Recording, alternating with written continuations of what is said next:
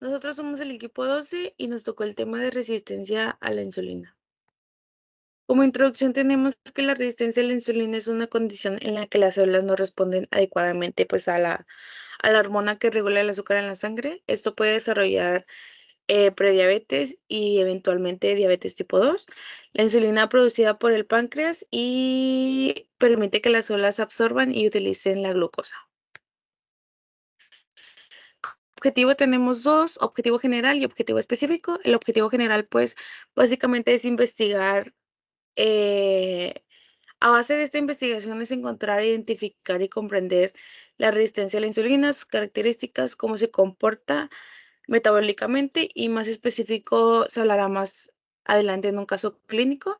Como objetivo específico tenemos que en este trabajo, pues, se realiza un análisis detallado de las diversas vías y patologías asociadas a la resistencia a la insulina.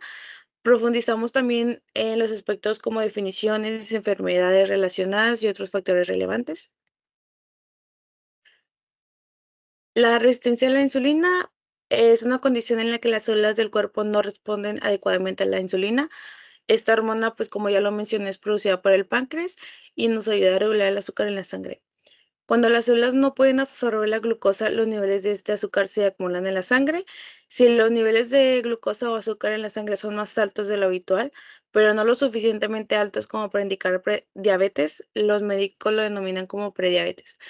También hay síntomas, pero cuando los niveles de azúcar en la sangre son altos, se presentan el oscurecimiento de las axilas, el cuello y la ingle, la ausencia de menstruación, letargo, niebla cerebral, hambre, micción frecuente, sed extrema y obesidad abdominal. También hay algunas enfermedades que se relacionan con la resistencia a la insulina, como ya había mencionado, la diabetes tipo 2, el hígado graso no alcohólico. Esta condición pues implica que la acumulación de grasa en el hígado, esto no es debido al alcohol, está fuertemente asociado con la resistencia a la insulina y puede progresar a esteatopatis, esteatopatitis no alcohólica, fibrosis y cirrosis hepática. También tenemos la dislipidemia, que la resistencia a la insulina puede alterar el metabolismo lipídico del cuerpo, lo que lleva al desarrollo de dislipidemia. Las enfermedades cardiovasculares, la resistencia a la insulina contribuye al desarrollo de enfermedad, pues como ya lo mencioné, cardiovascular, al promover factores de riesgo como hipertensión, dislipidemia y aterosclerosis.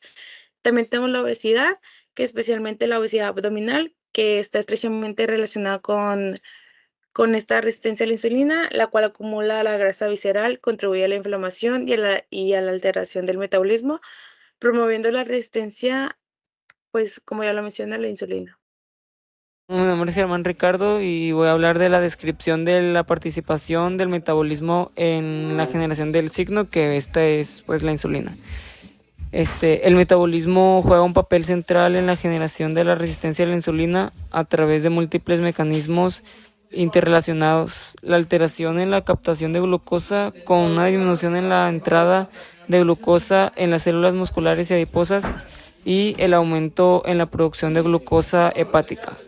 Son factores clave que contribuyen a niveles elevados de glucosa en sangre. Además, la disfunción del metabolismo lipídico caracterizada por una mayor lipólisis y acumulación de grasa visceral. Libera ácidos grasos libres y sustancias inflamatorias que agravan la resistencia a la insulina. En la participación hormonal y comunicación intercelular, pues vemos que la insulina, en resistencia a la insulina, pues las células no responden adecuadamente a esta hormona, disminuyendo la captación de glucosa. Esto lleva a un aumento y compensatorio de insulina por el páncreas, causando hiperinsulinemia, que agrava la resistencia a la insulina y perpetúa un círculo vicioso. Como segunda participación tenemos el glucagón en resistencia a la insulina. En este contexto, pues los niveles de glucagón pueden estar elevados incrementando la producción de glucosa por el hígado y contribuyendo a la hiperglucemia. El glucagón también promueve la gluconeogénesis hepática, exacerbando los niveles elevados de glucosa en sangre. Como número 3, el cortisol en resistencia a la insulina, pues tenemos que el cortisol puede inducir resistencia a la insulina en tejidos como el músculo y el tejido adiposo, al promover la liberación de ácidos grasos que pues interfieren con la acción de la insulina.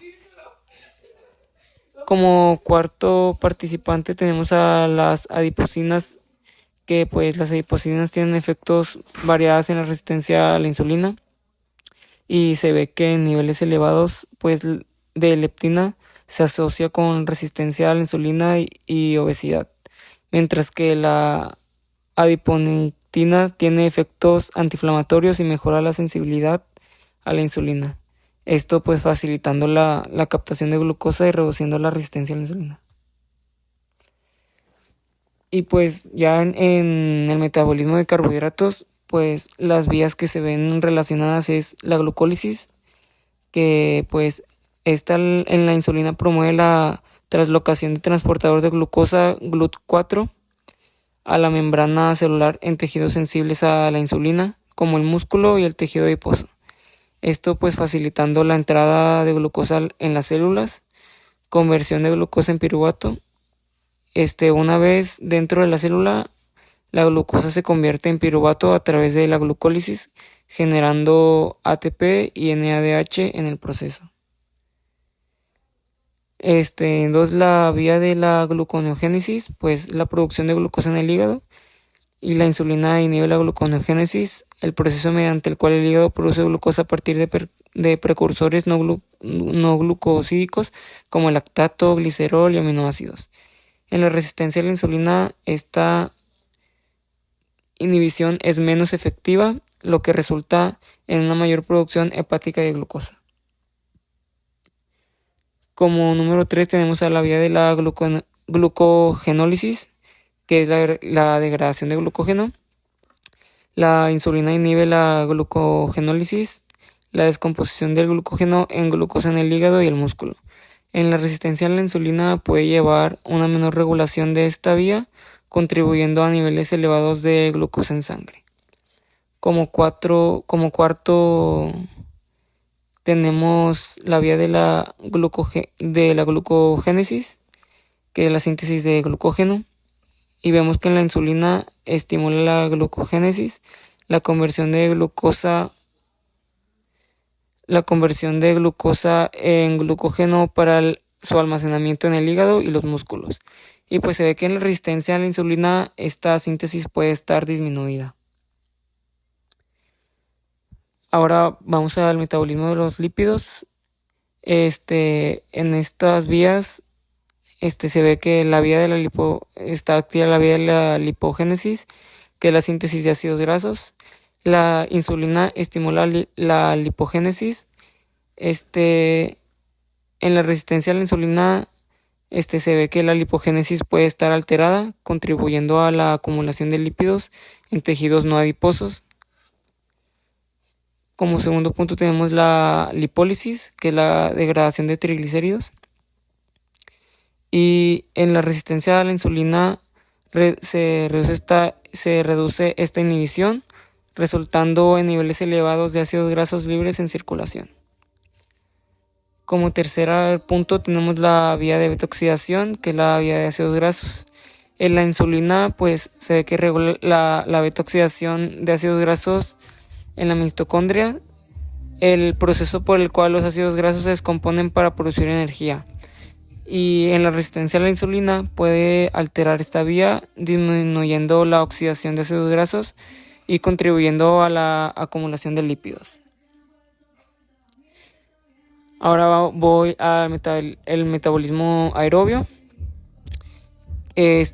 Como primer punto vemos el ciclo de Krebs, que también se puede llamar ciclo de ácido cítrico.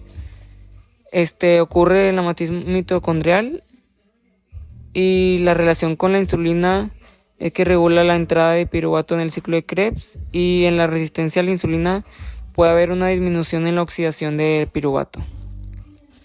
En la cadena de transporte de electrones ocurre en la membrana interna mitocondrial. Y la relación con la insulina, pues la insulina puede influir en la eficiencia de cadena de transporte de electrones y en la producción de ATP.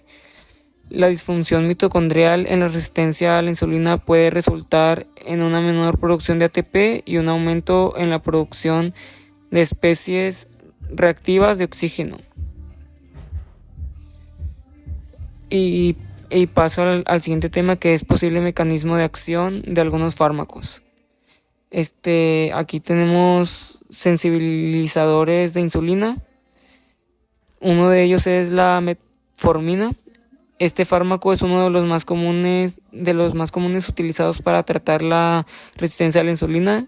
Su principal mecanismo de acción es la activación de proteína quinasa activada por AMP o AMPK, lo que mejora la sensibilidad a la insulina, disminuyendo la producción hepática de glucosa y mejora la captación de glucosa en el músculo esquelético. Como segundo punto tenemos los agonistas del receptor activador proliferador de peroxisomas gamma. Estos fármacos activan el receptor PPAR-Y, que es un regulador de la transcripción de genes involucrados en el metabolismo de la glucosa y los lípidos. La activación de PPAR-Y mejora la sensibilidad a la insulina en tejidos periféricos y promueve la diferenciación de adipocitos, lo que aumenta la capacidad de almacenamiento de ácidos grasos y reduce los niveles de lípidos circulantes, mejorando así la señalización de insulina. Y esto sería todo por mi parte.